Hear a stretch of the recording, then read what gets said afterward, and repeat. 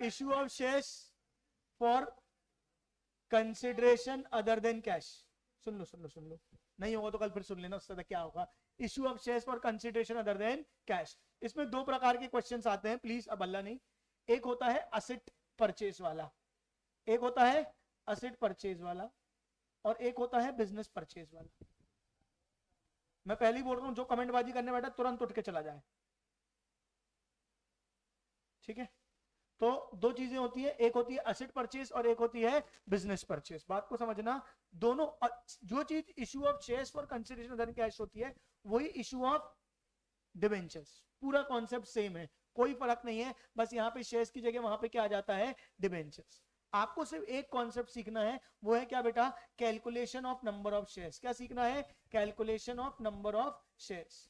अब वो दोनों जगह पे काम आता है, परचेज ऑफ असेट में भी और परचेज ऑफ बिजनेस में भी। बोलना शुरू कर रहा हूं, सुनना ध्यान से। हाँ, मेनली अभी इसमें दो ही होते हैं, तीसरा प्रमोटर वाला अलग से होता है। हाँ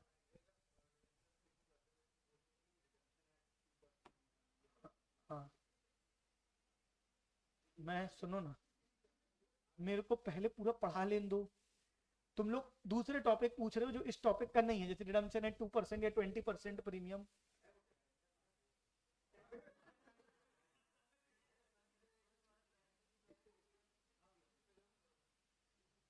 जब मैं पढ़ा लूंगा उसके बाद डाउट पूछोगे कि पहले डाउट पूछोगे।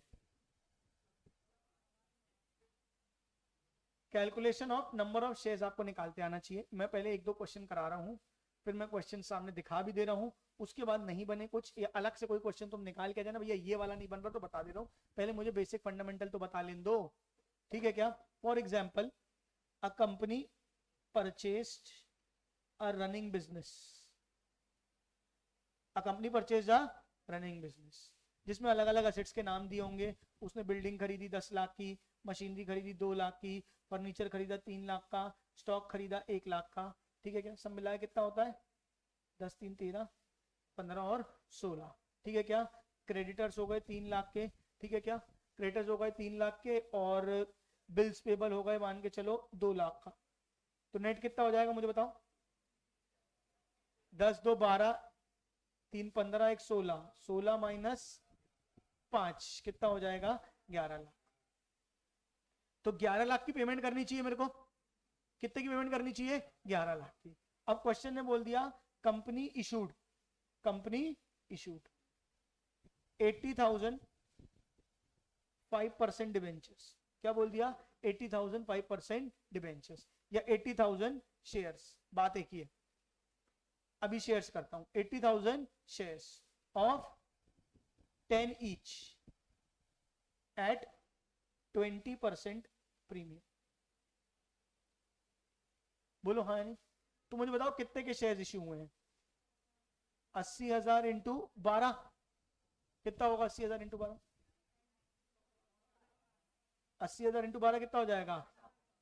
मैंने नेट एसेट्स कितने के खरीदे, 11 लाख। नेट एसेट्स कितने के खरीदे, 11 लाख। और पेमेंट कितनी करी, 9,60,000। कम करी कि ज्यादा करी, तो 11 लाख की चीज 960 में मिल गई है। फायदा हुआ नुकसान, फायदा हुआ नुकसान। फायदा कितने का फायदा, 140। 140 कहां जाएगा, कैपिटल रिजर्व। कैसे करोगे, असेट अकाउंट डेबिट। क्या करोगे, asset account debit. Building, machinery, furniture, stock, सारी चीज, ठीक है क्या। 10 2 3 1 टोटल 16 होगा। बोलो हाँ नहीं। टू क्या कर दूंगा, क्रेडिटर्स, टू बिल्स पेबल, जो भी है मिला के कितना लिख देता हूं यहाँ पे, 5 लाख। वेंडर को कितना देना है सब मिला के मुझे बताओ, 80,000 इंटू 12 यानी 9,60,000। तो टू वेंडर या उसका जो नाम दिया होगा कितना लिख दूंगा मैं, 9,60,000। क्या कर दूंगा, 9,60,000। अगर कुछ नहीं सोचना है तो ऊपर वाले को टोटल करो, नीचे वाले को टोटल करो। बैलेंसिंग में क्रेडिट में आ रहा है टू कैपिटल रिजर्व, कितना आया, 1,40,000। यहां तक समझ आया है कि नहीं आया, फटाफट बोलो। नहीं आया। सारे असेट अकाउंट डेबिट किए, सारे asset account debit. Building, machinery, furniture, stock. To creditor, to bills payable.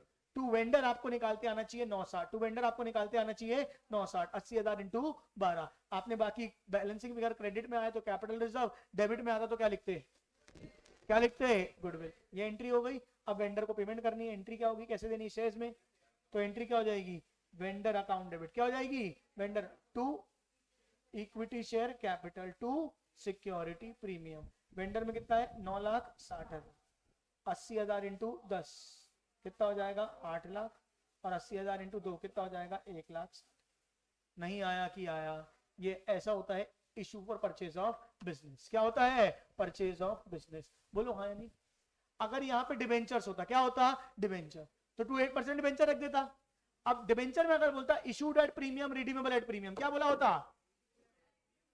अगर ये बात समझ में आई तो समझना, नहीं तो डिवेंचर अलग से पढ़ाऊंगा। Issued at premium redeemable at premium, तो रिडीमेबल एट प्रीमियम का कोई लेना देना नहीं है। जैसे नंबर ऑफ डिवेंचर्स निकालते वैसे निकालते, यहाँ पे एंट्री बस चेंज हो जाती, वेंडर अकाउंट डेबिट टू 8% या 10% debenture to security premium, to security premium. अब जब डिवेंचर रिडीमेबल एट प्रीमियम वाले होते हैं तो साथ में एक एक्स्ट्रा चीज क्रेडिट होती है, क्या होती है रिडीमेबल प्रीमियम और लॉस ऑन इशू। ये नॉर्मल डिवेंचर की एंट्री है, इसका कंसीडरेशन अदर देन कैश से कोई लेना देना नहीं है, और इससे कोई फर्क उस पर नहीं पड़ेगा। क्या मेरी वाली बात समझ में आई, आई कि नहीं आई, या नॉर्मल बस इतना समझो। क्या एंट्री होगी asset account debit, liability account debit to vendor, credit में कैपिटल रिजर्व या फिर गुडविल।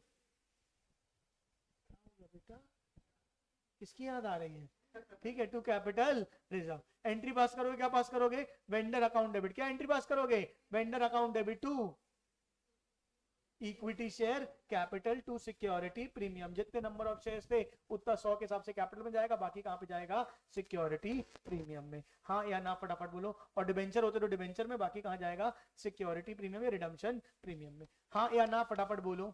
अब परचेज ऑफ असेट वाला बता दूं,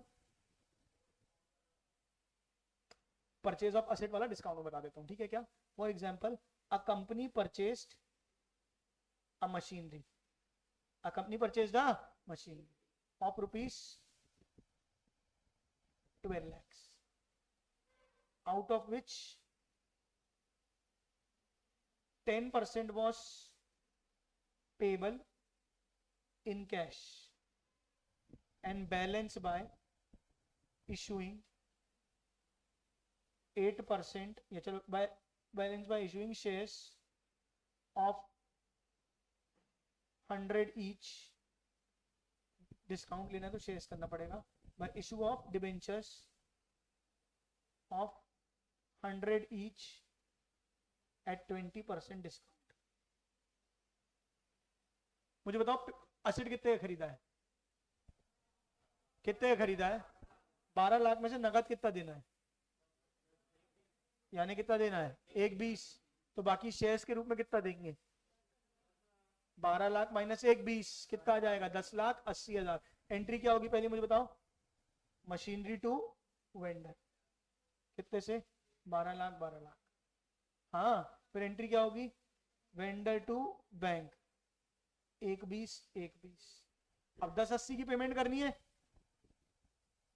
डिबेंचर कितने का है 100 रुपए, एट 20% डिस्काउंट तो कितने का हो जाएगा 80 का, कितने का हो जाएगा 80 का। तो नंबर ऑफ डिबेंचर्स निकाल लो, 10/80 डिवाइडेड बाय 80, यही मेन है बस। हाँ या नहीं, नहीं आया समझ में। पेमेंट कितने ही करनी है, कितने ही करनी है 10/80। एक डिबेंचर कितने का है 100 का था, 20% डिस्काउंट यानी कितने का है 80 का। नंबर ऑफ डिबेंचर निकाल लो कितने आ जाएंगे 13,000। Did you get it. तो एंट्री क्या हो जाएगी मुझे बताओ, वेंडर अकाउंट डेबिट कितनी पेमेंट करनी है 10,80,000। जितने डिबेंचर आए 8% डिबेंचर उतने अमाउंट में डाल दो सीधे सीधे, कितने 13,500 इंटू 100 कितना हो जाएगा शायद से 13,50,000 ये हो जाएगा। और बाकी कहाँ चले जाएगा डिस्काउंट अकाउंट में, कहाँ चले जाएगा डिस्काउंट अकाउंट में। कितने में जाएगा मुझे बताओ 13,500 इंटू 20 जो भी फिगर है वो आ जाएगा 2 लाख।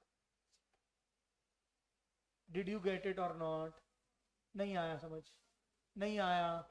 तो बेसिकली आपको क्या करना है, बेसिकली आपको क्या करना है नंबर ऑफ शेयर्स या डिबेंचर्स निकालने। क्या निकालने हैं, क्या निकालने नंबर ऑफ शेयर्स और डिबेंचर। जैसे ही नंबर ऑफ शेयर्स और डिबेंचर निकल गए उसके लिए क्या करना है उतना इंटू 100, उतना इंटू 100। एक्स्ट्रा बच रहा है तो कहां जाएगा सिक्योरिटी प्रीमियम, कम पड़ रहा है तो कहां जाएगा discount. Number of shares into premium, number of shares into discount, मतलब जैसे प्रीमियम और डिस्काउंट की एंट्री सेम होती है, बस पूरा कैलकुलेशन का है नंबर ऑफ शेयर्स और नंबर ऑफ डिबेंचर्स का। कितनों को समझ में आ गया 100 का हाथ उठाओ। अब पूछो क्या पूछना है। डन, हाँ सेम यही रहेगा क्वेश्चन, इशू एट डिस्काउंट है तो यही रहेगा, साथ में रिडम्पशन एट प्रीमियम होता तो बस मैं क्या कर देता, नंबर ऑफ डिबेंचर ऐसे ही कैलकुलेट होते, सब कुछ सेम रहता। अरे कहाँ गया लिखती को,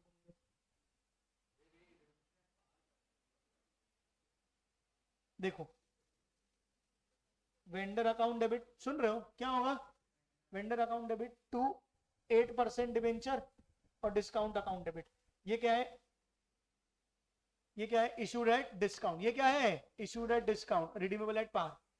हाँ अगर रिडीमेबल एट प्रीमियम बोल देता तो पूरी एंट्री सेम रहती, बस साथ में एक चीज और क्रेडिट हो जाती, क्या क्रेडिट हो जाती, रिडम्पशन प्रीमियम, और साथ में क्या डेबिट हो जाता, लॉस ऑन इशू। ये तो अपन करते ही है ना, नॉर्मल जो इशू वाला करते हैं, बस सेम रहता है। हाँ या ना फटाफट